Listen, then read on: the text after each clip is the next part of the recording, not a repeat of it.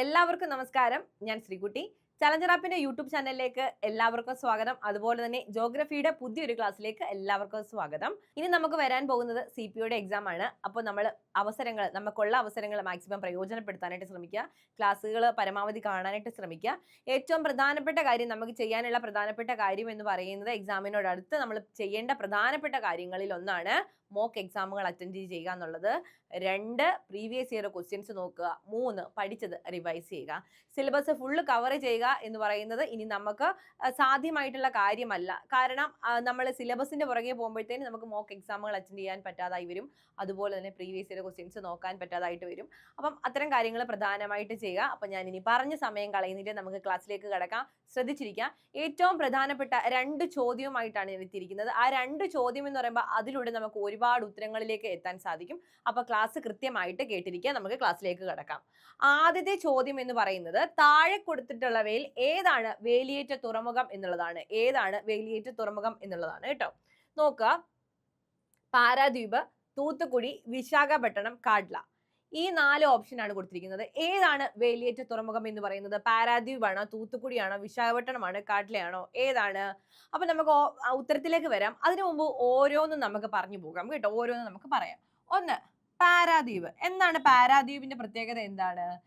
ഇന്ത്യയിലെ മനുഷ്യനിർമ്മിത തുറമുഖമാണ് പാരാദ്വീപ്. മനുഷ്യനിർമ്മിത തുറമുഖം. പാരാദ്വീപ് എന്താണ്? പാരാദ്വീപ് മനുഷ്യനിർമ്മിത തുറമുഖമാണ്. മനുഷ്യനിർമ്മിത തുറമുഖം. ഇത് എവിടെയാണ് സ്ഥിതി ചെയ്യുന്നത്? എവിടെയാണ്? ഒഡീഷയിലാണ് അല്ലേ? ഒഡീഷയിലാണ് സ്ഥിതി ചെയ്യുന്നത്. അപ്പൊ ഒന്നാമത്തെ പോയിന്റ് നമ്മൾ എഴുതി, മനുഷ്യനിർമ്മിത തുറമുഖമാണ്. രണ്ടാമത്തേത്, എവിടെയാണ് സ്ഥിതി ചെയ്യുന്നത്? ഒഡീഷയിലാണ്. ഒഡീഷ. നമ്മൾ ഏത് തുറമുഖത്തെ കുറിച്ചാണ് പറഞ്ഞുകൊണ്ടിരിക്കുന്നത്? പാരാദ്വീപിനെ കുറിച്ചാണ് പറയുന്നത് അല്ലെ? പാരാദ്വീപിനെ കുറിച്ചാണ് പറഞ്ഞുകൊണ്ടിരിക്കുന്നത്. പാരാദ്വീപ്. ഇനി ഒന്നാമത്തെ പോയിന്റ് മനുഷ്യനിർമ്മിത തുറമുഖം. രണ്ടാമത്തെ പോയിന്റ് എവിടെയാണ് സ്ഥിതി ചെയ്യുന്നത്? ഒഡീഷയിലാണ് സ്ഥിതി ചെയ്യുന്നത്. അപ്പോ ആദ്യത്തെ പോയിന്റ് എന്തായിരുന്നു? പാരാദ്വീപ്, അത് മനുഷ്യനിർമ്മിത തുറമുഖമാണ്. 2, എവിടെയാണ് സ്ഥിതി ചെയ്യുന്നത്? ഒഡീഷയിലാണ് സ്ഥിതി ചെയ്യുന്നത്. മൂന്നാമത്തെ എന്താണെന്ന് നോക്കിയേ, സ്വതന്ത്ര ഇന്ത്യയിലെ ആദ്യത്തെ പൂർവ്വ തീര തുറമുഖമാണ് ഏത്? പാരാദ്വീപ്. സ്വതന്ത്ര ഇന്ത്യയിലെ അപ്പൊ ഓരോ പോയിന്റ് മനസ്സിൽ വേണം കേട്ടോ. സ്വതന്ത്ര ഇന്ത്യയിലെ ആദ്യത്തെ പൂർവ്വ തീര തുറമുഖം. ആദ്യത്തെ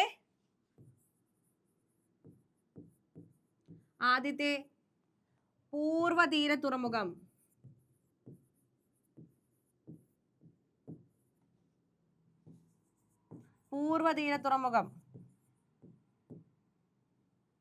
അപ്പോ ഒന്നാമത്തേത് മനുഷ്യനിർമ്മിത തുറമുഖം. 2, ഒഡീഷയിൽ സ്ഥിതി ചെയ്യുന്നു. സ്വതന്ത്ര ഇന്ത്യയിലെ ആദ്യത്തെ പൂർവ്വതീര തുറമുഖം. അതുപോലെ തന്നെ ഇന്ത്യയിലെ ആർട്ടിഫിഷ്യൽ ലഗൂൺ തുറമുഖങ്ങളാണ് പാരാദ്വീപും അതുപോലെ തന്നെ കർണാടകയിലെ മേജർ തുറമുഖമായിട്ടുള്ള ന്യൂ മാംഗ്ലൂരും കേട്ടോ. ആർട്ടിഫിഷ്യൽ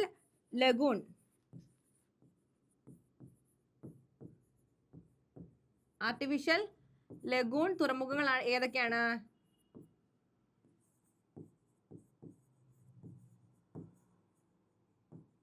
ഇന്ത്യയിലെ ആർട്ടിഫിഷ്യൽ ലഗൂൺ തുറമുഖങ്ങളാണ് ഈ പാരാദ്വീപും അതുപോലെ തന്നെ ന്യൂ മാംഗ്ലൂരും കേട്ടോ. ന്യൂ മാംഗ്ലൂരും ഇന്ത്യയിലെ ആർട്ടിഫിഷ്യൽ ലഗൂൺ തുറമുഖങ്ങളാണ്. അപ്പം ഏതാണ് ന്യൂ മാംഗ്ലൂർ? കർണാടകയിലെ മേജർ തുറമുഖമായിട്ടുള്ള ന്യൂ മാംഗ്ലൂറും എന്താണ്? ആർട്ടിഫിഷ്യൽ ലഗൂൺ തുറമുഖങ്ങളാണ്. അപ്പം ആർട്ടിഫിഷ്യൽ ലഗൂൺ തുറമുഖങ്ങൾ ഏതൊക്കെയാണ്? അത് പാരാദ്വീപും അതുപോലെ തന്നെ ന്യൂ മാംഗ്ലൂറുമാണ്. ഈ ന്യൂ മാംഗ്ലൂറുമാണ് ആർട്ടിഫിഷ്യൽ ലഗൂൺ തുറമുഖങ്ങൾ എന്ന് പറയുന്നത്. അതുപോലെ തന്നെ പാരാദ്വീപിന്റെ മറ്റൊരു പ്രത്യേകതയാണ്, ജപ്പാനിലേക്ക് ഇരുമ്പയിര് കയറ്റുമതി ചെയ്യുന്ന തുറമുഖം ഏതാണ്? പാരാദ്വീപാണ്. ജപ്പാനിലേക്ക് ഇരുമ്പയിര്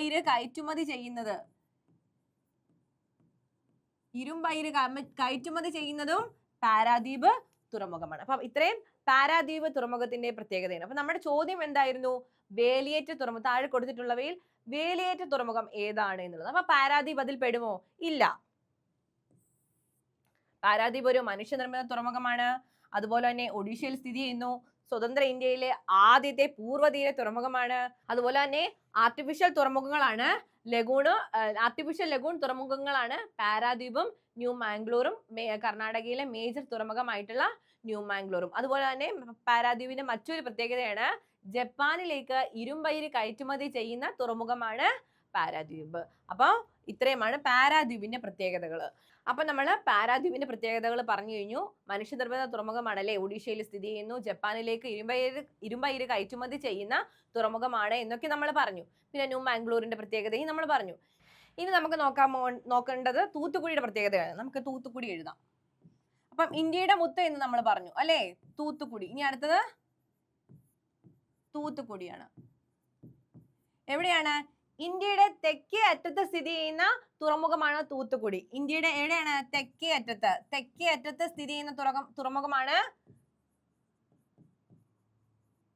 തെക്കേ അറ്റത്ത് സ്ഥിതി ചെയ്യുന്നു. അതുപോലെ തന്നെ VO ചിദംബരനാർ തുറമുഖം എന്നാണ് ഇപ്പോഴത്തെ പേര്. VO ചിദംബരനാർ തുറമുഖം എന്ന് നാമകരണം ചെയ്യപ്പെട്ടു. VO ചിദംബരനാർ തുറമുഖം എന്ന് നാമകരണം ചെയ്യപ്പെട്ടു. എന്ന് 2011 കേട്ടോ. 2011 ഇങ്ങനെ നാമകരണം ചെയ്യപ്പെട്ടത്. അപ്പോൾ ആദ്യത്തെ പോയിന്റ് നമ്മൾ പറഞ്ഞു ഇന്ത്യയുടെ മുത്ത് എന്ന് അറിയപ്പെടുന്നു. ഇന്ത്യയുടെ മുത്ത് എന്ന് അറിയപ്പെടുന്നു.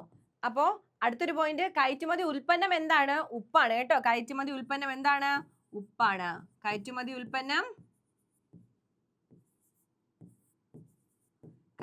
ഉൽപ്പന്നം എന്താണ്? ഉപ്പാണ് കേട്ടോ. ഉപ്പ്. അപ്പോ തൂത്തുക്കുടി VO ചിദംബരനാർ എന്ന് 2011 നാമകരണം ചെയ്യപ്പെട്ടു കേട്ടോ. പുനർനാമകരണം ചെയ്യപ്പെട്ടു. എവിടെയാണ്? തെക്കേ അറ്റത്ത്. ഇന്ത്യയുടെ തെക്കേ അറ്റത്ത് സ്ഥിതി ചെയ്യുന്നു. ഇന്ത്യയുടെ മുത്ത് എന്ന് അറിയപ്പെടുന്നു. കയറ്റുമതി ഉൽപ്പന്നം എന്താണ്? ഉപ്പാണ് കേട്ടോ. കയറ്റുമതി ഉൽപ്പന്നം എന്താണ്? ഉപ്പാണ്. അപ്പം ഇത്രയാണ് തൂത്തുക്കുടിയുടെ പ്രത്യേകതകൾ. അപ്പൊ ആദ്യം നമ്മൾ പാരാദ്വീപ് നോക്കി. പാരാദ്വീപിന്റെ പ്രത്യേകതകൾ എന്തൊക്കെയായിരുന്നു? ഇന്ത്യയിലെ മനുഷ്യനിർമ്മിത തുറമുഖമാണ്, ഒഡീഷയിൽ സ്ഥിതി ചെയ്യുന്നു. അതുപോലെ തന്നെ മറ്റൊരു പ്രത്യേകത ഇന്ത്യയിലെ ആർട്ടിഫിഷ്യൽ ലഗൂൺ തുറമുഖങ്ങളാണ് പാരാദ്വീപും ന്യൂ മാംഗ്ലൂറും. കർണാടകയിലെ മേജർ തുറമുഖമായിട്ടുള്ള ന്യൂ മാംഗ്ലൂറും എന്താണ്? പാരാദ്വീപിലെ ആർട്ടിഫിഷ്യൽ ലഗൂണുകളാണ്. പിന്നെ ലഗൂൺ തുറമുഖങ്ങളാണ്. അതുപോലെ തന്നെ മറ്റൊരു പ്രത്യേകത നമ്മൾ പറഞ്ഞു ജപ്പാനിലേക്ക് ഇരുമ്പയിര് കയറ്റുമതി ചെയ്യുന്ന തുറമുഖമാണ് പാരാദ്വീപ്. അടുത്ത നമ്മൾ തൂത്തുക്കുടിയിലേക്ക് കടന്നു. തൂത്തുക്കുടി നമ്മൾ പറഞ്ഞു ഇന്ത്യയുടെ മുത്ത് എന്നറിയപ്പെടുന്നു. അതുപോലെ തന്നെ VO ചിദംബരനാർ എന്ന് നാമകരണം ചെയ്യപ്പെട്ടു. എപ്പോൾ? 2011. കയറ്റുമതി ചെയ്യുന്ന ഉൽപ്പന്നം എന്താണ്? ഉപ്പാണ് കേട്ടോ. കയറ്റുമതി ചെയ്യുന്ന ഉൽപ്പന്നം എന്താണ്? ഉപ്പാണ്. അപ്പം ഇത്രയുമാണ് പാരാദ്വീപിന്റെയും തൂത്തുക്കുടിയുടെയും പ്രത്യേകതകൾ. ഇനി നമുക്ക് നോക്കാനുള്ളത് ഏതാണ്? വിശാഖപട്ടണമാണ്. അപ്പൊ നമ്മൾ ആൻസറിലേക്ക് എത്തിയോ? ഇല്ല. വേലിയേറ്റ തുറമുഖം പാരാദ്വീപ് അല്ല എന്ന് നമ്മൾ പറഞ്ഞു. അപ്പൊ തൂത്തുക്കുടിയാണോ? അല്ല. ഇനി അടുത്തത് ഏതാണ്? വിശാഖപട്ടണമാണ് നമുക്ക് നോക്കാനുള്ളത്. അപ്പൊ നമ്മൾ പാരാദ്വീപും തൂത്തുക്കുടിയും പറഞ്ഞു കഴിഞ്ഞു. ഇനി നമുക്ക് പറയാനുള്ളത് വിശാഖപട്ടണത്തിന്റെ പ്രത്യേകതകളാണ് കേട്ടോ. ഇന്ത്യയിലെ ഏറ്റവും ആഴം കൂടിയ മേജർ തുറമുഖമാണ് ഏത്? വിശാഖപട്ടണം കേട്ടോ. ആഴം കൂടിയ മേജർ തുറമുഖമാണ് വിശാഖപട്ടണം കേട്ടോ. അപ്പൊ നമുക്ക് വിശാഖപട്ടണത്തിന്റെ പ്രത്യേകതകൾ നോക്കാം. അപ്പൊ നമ്മൾ തൂത്തുക്കുടി പറഞ്ഞു. തൂത്തുക്കുടി എല്ലാവരും എഴുതിയെന്ന് കരുതുന്നു. നമുക്കിനി വിശാഖപട്ടണം നോക്കാം.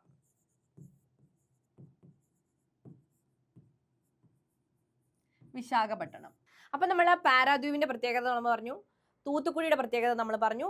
ഇനി നമ്മൾ പറയാൻ പോകുന്നത് വിശാഖപട്ടണത്തിന്റെയാണ്. നമ്മൾ ആദ്യത്തെ പോയിന്റ് പറഞ്ഞു ഇന്ത്യയിലെ ആഴം കൂടിയ മേജർ തുറമുഖമാണ് വിശാഖപട്ടണം എന്ന് പറഞ്ഞു അല്ലെ. ഇന്ത്യയിലെ ആഴം കൂടിയ മേജർ തുറമുഖം. ഇനി രണ്ടാമത്തെ പ്രധാനപ്പെട്ട കാര്യം എന്ന് പറയുന്നത് പൂർവ്വതീര രത്നം എന്നറിയപ്പെടുന്ന തുറമുഖം. രണ്ടാമത്തെ പോയിന്റ് എന്താണ്? പൂർവ്വതീര രത്നം എന്നറിയപ്പെടുന്ന തുറമുഖം. ഏതാണ്? പൂർവ്വതീര രത്നം എന്നറിയപ്പെടുന്ന തുറമുഖം. ഇനി അതുപോലെ തന്നെ ഏക കരബന്ധിത ലാൻഡ് ലോക്ക്ഡ് തുറമുഖമാണ് കേട്ടോ. ഏക കരബന്ധിത തുറമുഖമാണ് കേട്ടോ. ഏക കരബന്ധിത തുറമുഖം, ലാൻഡ് ലോക്ക്ഡ് തുറമുഖമാണ് കേട്ടോ. ഏത്? നമ്മുടെ വിശാഖപട്ടണം. അതുപോലെ തന്നെ ബംഗാൾ ഉൾക്കടലിലെ പ്രകൃതിദത്ത തുറമുഖം കൂടിയാണ് ഏത് വിശാഖപട്ടണം. ബംഗാൾ ഉൾക്കടലിലെ എന്താണ് ഏക പ്രകൃതിദത്ത തുറമുഖം.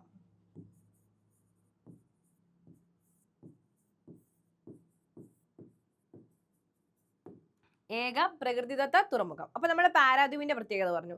പാരാദ്വീപിന്റെ ആദ്യത്തെ പ്രത്യേകത എന്തായിരുന്നു? അത് മനുഷ്യനിർമ്മിത തുറമുഖമാണ്. അതുപോലെ തന്നെ എന്താണ്, അത് എവിടെയാണ് സ്ഥിതി ചെയ്യുന്നത്? ഒഡീഷയിലാണ് സ്ഥിതി ചെയ്യുന്നത്. നമ്മൾ ആർട്ടിഫിഷ്യൽ ലഗൂണുകളെ കുറിച്ച് പറഞ്ഞു. ഏതൊക്കെയായിരുന്നു അത്? പാരാദ്വീപും അതുപോലെ തന്നെ ന്യൂ മാംഗ്ലൂറുമായിരുന്നു. കർണാടകയിലെ മേജർ തുറമുഖമായിട്ടുള്ള ന്യൂ മാംഗ്ലൂറും നമ്മൾ പറഞ്ഞു. അപ്പൊ ഇത്രയും കാര്യങ്ങൾ നമ്മൾ പാരാദ്വീപിന്റെ കാര്യം നമ്മൾ പറഞ്ഞു. അതിനുശേഷം നമ്മൾ തൂത്തുക്കുടി പറഞ്ഞു. തൂത്തുക്കുടിയുടെ പ്രത്യേകത എന്തായിരുന്നു? ഇന്ത്യയുടെ മുത്ത് എന്നാണ് അറിയപ്പെടുന്നത്, അല്ലെ? ഇന്ത്യയുടെ മുത്ത് എന്നറിയപ്പെടുന്നത് VO ചിദംബരനാർ എന്ന നാമകരണം ചെയ്യപ്പെട്ടു. എപ്പോ? 2011. അതിനുശേഷം എന്താണ്, നമ്മൾ പാരാദ്വീപ് പറഞ്ഞപ്പോൾ നമ്മൾ പറഞ്ഞു കയറ്റുമതി ചെയ്യുന്ന വിഭവം എന്താണ്? ഇരുമ്പയിരാണ്. എങ്ങോട്ടേക്ക്? ജപ്പാനിലേക്ക്. ഇവിടെയോ തൂത്തുക്കുടിയിൽ എന്താണ്? ഉപ്പാണ് കയറ്റുമതി ചെയ്യുന്ന ഉൽപ്പന്നം എന്ന് പറയുന്നത്. അപ്പൊ നമ്മൾ വിശാഖപട്ടണം പറഞ്ഞു. വിശാഖപട്ടണത്തിന്റെ പ്രത്യേകതകൾ എന്തായിരുന്നു? ഏത് പേരിലാണ് അറിയപ്പെടുന്നത്? പൂർവതീര രത്നം എന്നാണ് അറിയപ്പെടുന്നത്. ആഴം കൂടിയ മേജർ തുറമുഖമാണ്. അതുപോലെ തന്നെ മറ്റൊരു പ്രധാനപ്പെട്ട പ്രത്യേകതയാണ് ഏക കരവന്ത് ലാൻഡ് ലോക്ക്ഡ് തുറമുഖമാണ്. പിന്നെ ബംഗാൾ ഉൾക്കടലിലെ ഏക പ്രകൃതിദത്ത തുറമുഖം കൂടിയാണ് വിശാഖപട്ടണം. അപ്പൊ നമ്മൾ ആൻസറിലേക്ക് എത്തി. നമ്മൾ ഇപ്പൊ മൂന്നുമല്ല എന്ന് നമുക്ക് മനസ്സിലായി. അപ്പൊ ഏതാണ്? കാഡ്ലയാണ്, അല്ലെ? ദീൻ ദയാൽ തുറമുഖമായിട്ടുള്ള കാഡ്ല. നമുക്ക് നോക്കിയാലോ? ദീൻ ദയാൽ തുറമുഖം നമുക്ക് നോക്കിയാലോ? അപ്പൊ നമ്മൾ ആൻസറിലേക്ക് എത്തി. അപ്പൊ നമ്മുടെ ആൻസർ ഏതാണ്? ഓപ്ഷൻ ഡി ആണ്. ഓപ്ഷൻ ഡി ആണ് നമ്മുടെ ആൻസർ. നമുക്ക് നോക്കാം, ഡീറ്റെയിൽഡ് ആയിട്ട് നോക്കാം. ശ്രദ്ധിച്ചിരിക്കുക. ദീൻ ദയാൽ തുറമുഖം ഇന്ത്യയുടെ പശ്ചിമ തീരത്ത് ഏറ്റവും വടക്ക് സ്ഥിതി ചെയ്യുന്നത്. പാരാദ്വീപ് എവിടെയാണ് സ്ഥിതി ചെയ്യുന്നത്? തെക്കേ അറ്റത്താണ് സ്ഥിതി ചെയ്യുന്നത്, അല്ലെ? പാരാദ്വീപ് തെക്കേ അറ്റത്ത് സ്ഥിതി ചെയ്യുന്നതാണ്. അപ്പോ ദീൻ ദയാൽ തുറമുഖം, കാഡ്ല എന്ന ദീൻ ദയാൽ തുറമുഖം എവിടെയാണ് സ്ഥിതി ചെയ്യുന്നത്? ഇന്ത്യയുടെ വടക്കേ അറ്റത്താണ് സ്ഥിതി ചെയ്യുന്നത്. തൂത്തുക്കുടിയോ? VO ചിദംബരനാർ എന്ന തൂത്തുക്കുടി തുറമുഖമോ? അത് തെക്കേ അറ്റത്താണ് സ്ഥിതി ചെയ്യുന്നത്, അല്ലെ? തെക്കേ അറ്റത്താണ് സ്ഥിതി ചെയ്യുന്നത്. അപ്പം ഇന്ത്യയുടെ പശ്ചിമ തീരത്തെ ഏറ്റവും വടക്ക് സ്ഥിതി ചെയ്യുന്ന തുറമുഖമാണ് ഏത്? ദീൻ ദയാൽ തുറമുഖം എന്ന് പറയുന്നത്. ഇനി ദീൻ ദയാൽ തുറമുഖം പണികഴിപ്പിച്ചത് 1950-ലാണ് കേട്ടോ. 1950-ലാണ് ദീൻ ദയാൽ ആ തുറമുഖം പണികഴിപ്പിച്ചത്. ഇനി നോക്കിയേ, ദീൻ ദയാൽ തുറമുഖത്തിന്റെ പഴയ പേരാണ് കാഡ്ല തുറമുഖം എന്ന്. തുറമുഖം എന്ന് ദീൻ ദയാൽ തുറമുഖത്തിന്റെ പഴയ പേരാണ്. അപ്പൊ നമുക്കറിയാം എന്താണ് കാഡ്ല തുറമുഖം, ദീൻ ദയാൽ തുറമുഖം. തൂത്തുക്കുടി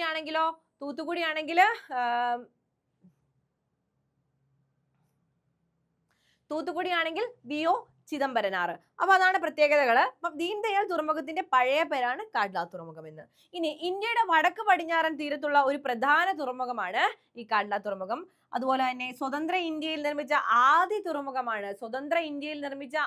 തുറമുഖമാണ് ദീൻ ദയാൽ തുറമുഖം. അതുപോലെ തന്നെ ഇന്ത്യ വിഭജനത്തിന്റെ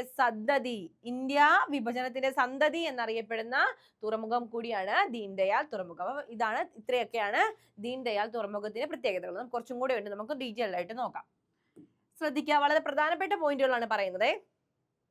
കപ്പലിന്റെ അറ്റകുറ്റപ്പണികൾ നടത്തുന്ന തുറമുഖത്തിന്റെ ഭാഗം അറിയപ്പെടുന്നത് ഏത് പേരിലാണെന്ന് നോക്കിയേ? ഡോക്ക് എന്നാണ് അറിയപ്പെടുന്നത് കേട്ടോ. ഡോക്ക് എന്നാണ് അറിയപ്പെടുന്നത്. കപ്പലിന്റെ അറ്റകുറ്റപ്പണികൾ നടത്തുന്ന ഭാഗത്തെ അറിയപ്പെടുന്നത് ഡോക്ക് എന്നാണ്. ഡോക്ക് എന്ന് അറിയപ്പെടുന്നു. ഇനി ഒരു തുറമുഖത്തിന്റെ സേവനം ലഭ്യമാക്കുന്ന പ്രദേശങ്ങൾ പൊതുവെ ഏത് പേരിലാണ്? അത് ഹിൻലാൻഡ് എന്നാണ് അറിയപ്പെടുന്നത് കേട്ടോ. ഹിൻലാൻഡ് എന്നാണ് അറിയപ്പെടുന്നത്. ഇനി അടുത്തത്, ഇന്ത്യയിലെ ഏറ്റവും വലിയ വേലിയേറ്റ തുറമുഖം. അപ്പൊ നമ്മുടെ ചോദ്യം എന്തായിരുന്നു? താഴെ കൊടുത്തിട്ടുള്ളവയിൽ വേലിയേറ്റ തുറമുഖം ഏതായിരുന്നു എന്നുള്ളതാണ് ചോദ്യം. അപ്പൊ നമ്മുടെ ഓപ്ഷനിലെങ്ങും വേലിയേറ്റ തുറമുഖങ്ങൾ ഇല്ലായിരുന്നു. അപ്പൊ നമ്മുടെ ഉത്തരം ഏതാണ്? ഇന്ത്യയിലെ ഏറ്റവും വലിയ വേലിയേറ്റ തുറമുഖം ഏതാണ്? അത് കാഡ്ല തുറമുഖമായിട്ടുള്ള ദീൻ ദയാൽ തുറമുഖമാണ്. ദീൻ ദയാൽ തുറമുഖം എന്ന് നാമകരണം ചെയ്യപ്പെട്ടിട്ടുള്ള കാഡ്ല തുറമുഖമാണ് ഏത്? നമ്മുടെ വേലിയേറ്റ തുറമുഖം. അപ്പൊ നമ്മൾ ആൻസറിലേക്ക് എത്തി. അപ്പൊ നമ്മൾ ശ്രദ്ധിക്കേണ്ട മറ്റൊരു കാര്യം എന്ന് പറയുന്നത്, നമ്മൾ പുതിയ പേരും പഴയ പേരും എല്ലാം നമ്മൾ കൃത്യമായിട്ട് പഠിച്ചിരിക്കണം. അപ്പൊ നമുക്ക് ദീൻ ദയാൽ തുറമുഖം എന്നാണ് ചോദിക്കുന്നതെങ്കിൽ നമുക്ക് ആൻസറിലേക്ക് എത്തണ്ടേ? അപ്പൊ നമ്മൾ കൃത്യമായിട്ട് പഠിക്കണം കേട്ടോ. അപ്പം ഇന്ത്യയിലെ ഏറ്റവും വലിയ വേലിയേറ്റ തുറമുഖമാണ് കാഡ്ല തുറമുഖം. ഇത് നോക്കിയേ, വലിയ അളവിൽ പെട്രോളിയം ഉൽപ്പന്നങ്ങൾ, വളം എന്നിവ സ്വീകരിക്കുന്നതിനായി പ്രത്യേകമായി രൂപകൽപ്പന ചെയ്യപ്പെട്ടുള്ളതാണ് ഈ തുറമുഖം. അപ്പം എന്തിനു വേണ്ടിയിട്ടൊക്കെയാണ്? വലിയ അളവിൽ പെട്രോളിയം ഉൽപ്പന്നങ്ങൾ,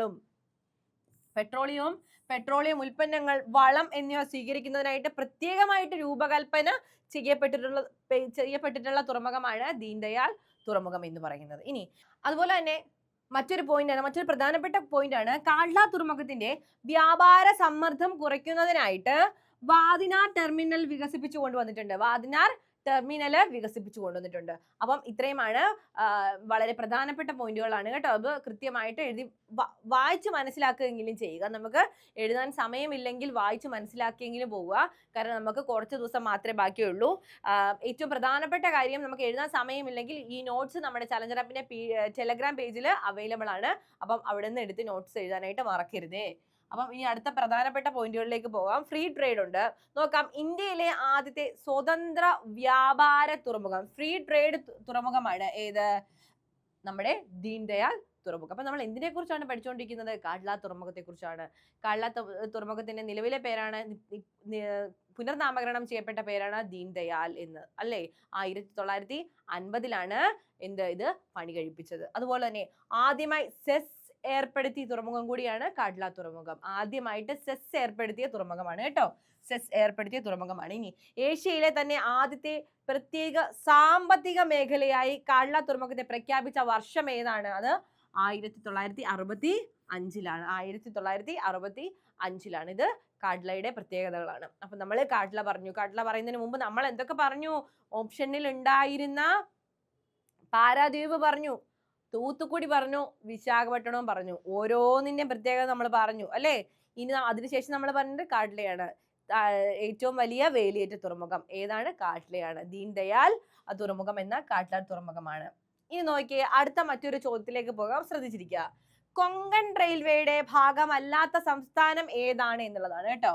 option A Gujarat, option B Maharashtra, option C Goa, option D Karnataka. ശ്രദ്ധിക്കുക, കൊങ്കൺ റെയിൽവേയുടെ ഭാഗമല്ലാത്ത സംസ്ഥാനം ഏതാണ്? ഗുജറാത്ത് ആണോ, മഹാരാഷ്ട്രയാണോ, ഗോവയാണോ, കർണാടകയാണോ? ഗുജറാത്താണ് കേട്ടോ, ഗുജറാത്താണ്. കേരളം, അതുപോലെ തന്നെ മഹാരാഷ്ട്ര, ഗോവ, കർണാടക ഇവയൊക്കെ എന്തിന്റെ ഭാഗമാണ്? കൊങ്കൺ റെയിൽവേ പദ്ധതിയുടെ ഭാഗമായിട്ടുള്ള സംസ്ഥാനങ്ങളാണ്. നമുക്കിനി നോക്കാം. കൊങ്കൺ റെയിൽവേയുടെ ഔദ്യോഗിക നാമമാണ് Konkan railway corporation limited, KRCL, Konkan railway corporation limited. KRCL രൂപം കൊണ്ടത് 1990 ജൂലൈ 19 കേട്ടോ. 1990 ജൂലൈ 19 കേട്ടോ. 19 KRCL രൂപം കൊണ്ടത്. അതുപോലെ തന്നെ കൊങ്കൺ റെയിൽവേയുടെ ആസ്ഥാനം എവിടെയാണത്? ബേലാപ്പൂർ ആണ് കേട്ടോ. മഹാരാഷ്ട്രയിലെ ബേലാപ്പൂർ ഭവനാണ് കൊങ്കൺ റെയിൽവേയുടെ ആസ്ഥാനം. ഇനി അടുത്തത്, കൊങ്കൺ റെയിൽവേ ബന്ധിപ്പിക്കുന്നത് എവിടേക്കാണ് നോക്കി? ഏതൊക്കെ സംസ്ഥാനങ്ങളെയാണ്? മഹാരാഷ്ട്രയിലെ റോഹ മുതൽ കർണാടകയിലെ മംഗളൂരു വരെയാണ് കേട്ടോ. കർണാടകയിലെ മംഗളൂരു വരെയാണ് കൊങ്കൺ റെയിൽവേ ബന്ധിപ്പിക്കുന്നത്. മഹാരാഷ്ട്രയിലെ റോഹ മുതൽ കർണാടകയിലെ മംഗളൂരു വരെയാണ്. അപ്പൊ അത്രയും മനസ്സിലായില്ലേ? അപ്പോ കൊങ്കൺ റെയിൽവേയുടെ പ്രത്യേകതകളാണ് നമ്മൾ പറഞ്ഞുകൊണ്ടിരിക്കുന്നത്.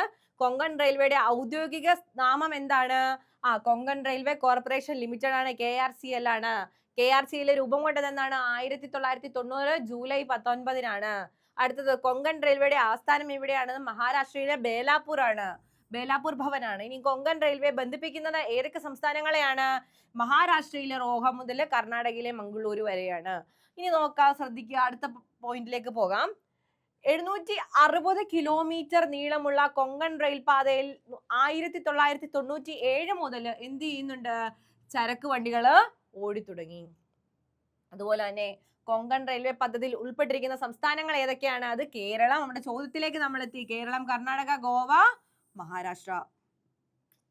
കൊങ്കൺ റെയിൽവേ പദ്ധതിയിൽ ഉൾപ്പെട്ടിരിക്കുന്ന സംസ്ഥാനങ്ങളാണ് ഏതൊക്കെ സംസ്ഥാനങ്ങളാണ്? കേരളം, ഗോവ, മഹാരാഷ്ട്ര, കർണാടക. ഇനി കൊങ്കൺ റെയിൽവേയുടെ പാത കേരളത്തിലേക്ക് വരുന്നില്ലെങ്കിലും ഈ പദ്ധതിയുടെ ഭാഗമാണ് കേരളം. എന്താണ്? കൊങ്കൺ റെയിൽവേയുടെ പാത കേരളത്തിലേക്ക് വരുന്നില്ലെങ്കിലും എന്താണ്? ഈ പദ്ധതിയുടെ ഭാഗമാണ് കേരളം. അപ്പോൾ എന്തായിരുന്നു? കേരളം, കർണാടക, ഗോവ, മഹാരാഷ്ട്ര എന്നിവ കൊങ്കൺ റെയിൽവേ പദ്ധതിയിൽ ഉൾപ്പെട്ടിരിക്കുന്ന സംസ്ഥാനങ്ങളാണ്. ഇനി നോക്കിയേ, കൊങ്കൺ റെയിൽവേയിലൂടെ ആദ്യത്തെ യാത്രാ ട്രെയിൻ ഉദ്ഘാടനം ചെയ്ത പ്രധാനമന്ത്രിയാണ് ആരാണ്? അത് 1998 ജനുവരി 26 AB വാജ്പേയി ആണ് അത് ഉദ്ഘാടനം ചെയ്തത്. AB വാജ്പേയി ആണ് ആദ്യത്തെ ട്രെയിന് ഉദ്ഘാടനം ചെയ്തത്. കൊങ്കൺ റെയിൽവേയിലൂടെ ആദ്യത്തെ യാത്രാ ട്രെയിൻ ഉദ്ഘാടനം ചെയ്തത് ആരാണ്? 1998 AB വാജ്പേയി ആണ്. ഇത് നോക്കിയേ, കൊങ്കൺ പാതയിലെ ഏറ്റവും നീളം കൂടിയ റെയിൽ തുരങ്കമാണ് കർബൂഡെ തുരങ്കം. മഹാരാഷ്ട്ര എത്ര കിലോമീറ്റർ ആണ്? 6.5 കിലോമീറ്റർ ആണ് കേട്ടോ. 6.5 കിലോമീറ്റർ ആണ് കർബൂഡെ തുരങ്കം. അപ്പം ഇത്രയുമാണ് പ്രധാനപ്പെട്ട ഭാഗങ്ങള്. അപ്പൊ നമ്മള് 2 ചോദ്യമാണ് പറഞ്ഞത്. 2 ചോദ്യവും വളരെ പ്രധാനപ്പെട്ടതാണ്. അപ്പൊ നമ്മൾ ആദ്യത്തെ ചോദ്യം പഠിച്ചപ്പോൾ നമ്മൾ എന്തൊക്കെ പറഞ്ഞു? നമ്മള് പാരാദ്വീപ് പറഞ്ഞു, തൂത്തുക്കുടി പറഞ്ഞു, വിശാഖപട്ടണം പറഞ്ഞു, കാഡ്ല പറഞ്ഞു. അതിനുശേഷം കൊങ്കൺ റെയിൽവേയുടെ പ്രത്യേകതകൾ പറഞ്ഞു. ഏതൊക്കെ സംസ്ഥാനമാണ് ഉൾപ്പെട്ടിരിക്കുന്നത്? കേരളമുണ്ട്, കർണാടകയുണ്ട്, മഹാരാഷ്ട്രയുണ്ട്, ഗോവയുണ്ട്. അപ്പൊ വളരെ പ്രധാനപ്പെട്ട ഭാഗമാണ്. കൃത്യമായിട്ട് ഞാൻ എല്ലാ ക്ലാസ്സിലും പറയുന്നതാണ്, നമ്മളൊരു ഡീപ്പായിട്ടുള്ള വായന, ആഴത്തിലുള്ളൊരു വായന നമുക്ക് ആവശ്യമാണ്. ജോഗ്രഫി പോലൊരു സബ്ജക്റ്റിൽ നമുക്ക് ഏതൊരു ഭാഗം എടുത്താലും വളരെ വിശാലമായിട്ട് വളരെ പരന്നു കിടക്കുന്ന ഭാഗങ്ങളാണ് നമുക്ക് പഠിക്കാനുള്ളത്. ഒരുപാട് കാര്യങ്ങൾ നമുക്ക് പഠിക്കാനുണ്ട്. അപ്പോൾ എങ്ങനെയുള്ള വായനയാണ് വേണ്ടത്? ആഴത്തിലുള്ള വായനയാണ് നമുക്ക് ആവശ്യം. അതുപോലെ തന്നെ ഞാൻ പറഞ്ഞു, നമുക്ക് ഇനി സിലബസ് ഫുള്ള് കവർ ചെയ്യുക എന്ന് പറയുന്നത് നടക്കുന്ന കാര്യമല്ല. പകരം എന്താണ് ചെയ്യേണ്ടത്? നമ്മൾ ഇനി ചെയ്യേണ്ട കാര്യം എന്താണ്? എക്സാം ആയി എടുത്തു കഴിഞ്ഞാൽ നമ്മൾ പ്രധാനമായിട്ട് എക്സാം എടുത്തു എന്നല്ല, അതിന് മുമ്പ് തന്നെ നമ്മൾ എക്സാമിന് പ്രിപ്പയർ ചെയ്ത് തുടങ്ങുന്ന സമയം മുതൽ തന്നെ നമ്മൾ കണ്ടിന്യൂസ് ആയിട്ട് മോക്ക് എക്സാമുകൾ എടുത്തു കഴിഞ്ഞാൽ നമ്മുടെ സ്പീഡ് പെട്ടെന്ന് തന്നെ വർദ്ധിക്കും. എന്നിട്ട് നമ്മൾ പെട്ടെന്ന് നമുക്ക് ആൻസേഴ്സിലേക്ക് എത്താനായിട്ട് സാധിക്കും.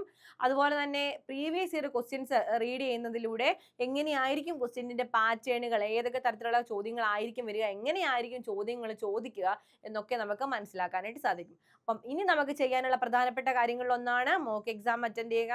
രണ്ടാമത്തെ പ്രധാനപ്പെട്ട കാര്യമാണ് മുൻവർഷ ചോദ്യങ്ങൾ എടുത്ത് പ്രാക്ടീസ് ചെയ്യുക. മൂന്നാമത്തേത് നമ്മൾ പഠിച്ച കാര്യങ്ങൾ, നമ്മൾ ഇതുവരെ എന്താണോ പഠിച്ചത് അത് റിവൈസ് ചെയ്ത് നോക്കുക. ജസ്റ്റ് നമ്മൾ ഷോർട്ട് നോട്ടൊക്കെ എഴുതിയിട്ടുണ്ടാവും, അതൊക്കെ ഒന്ന് എടുത്ത് വെച്ച് നോക്കുക. ഇത്രയും കാര്യങ്ങളാണ് നമുക്ക് പ്രധാനമായിട്ടും ചെയ്യാനുള്ളത്. അപ്പം ഇത്രയും കാര്യങ്ങളാണ് ഇന്നത്തെ ക്ലാസ്സിൽ ഞാൻ ഉൾപ്പെടുത്തിയിട്ടുള്ളത്. അപ്പം ഇതുപോലെയുള്ള ക്ലാസ്സുകളുമായിട്ട് ഞാൻ ഇനിയും വരുന്നതായിരിക്കും. ഏറ്റവും പ്രധാനപ്പെട്ട കാര്യം, നമ്മുടെ ക്ലാസ് സബ്സ്ക്രൈബ് ചെയ്യാതെ ആരെങ്കിലും കാണുന്നുണ്ടെങ്കിൽ നമ്മുടെ ക്ലാസ് നമ്മുടെ ചലഞ്ചർ ആപ്പിൻ്റെ യൂട്യൂബ് ചാനൽ സബ്സ്ക്രൈബ് ചെയ്യുക. അതുപോലെ തന്നെ നമ്മുടെ കോഴ്സുകൾ പർച്ചേസ് ചെയ്യാനായിട്ട് ശ്രമിക്കുക. അപ്പം ഇതുപോലെയുള്ള ക്ലാസ്സുകളുമായിട്ട് ഞാൻ ഇനിയും വരുന്നതായിരിക്കും. ഏതെങ്കിലും തരത്തിലുള്ള സജഷൻസോ കാര്യങ്ങളൊക്കെ ഉണ്ടെങ്കിൽ കമൻറ്റിലൂടെ അറിയിച്ചാൽ അടുത്ത പ്രാവശ്യം വരുമ്പോഴത്തേനും അടുത്ത ക്ലാസ്സിൽ അതിന് ചേഞ്ച് കൊണ്ടുവരുന്നതായിരിക്കും കേട്ടോ. അപ്പം ഇതുപോലെയുള്ള ക്ലാസ്സുമായിട്ട് ഞാൻ ഇനിയും വരുന്നതായിരിക്കും. Thank you.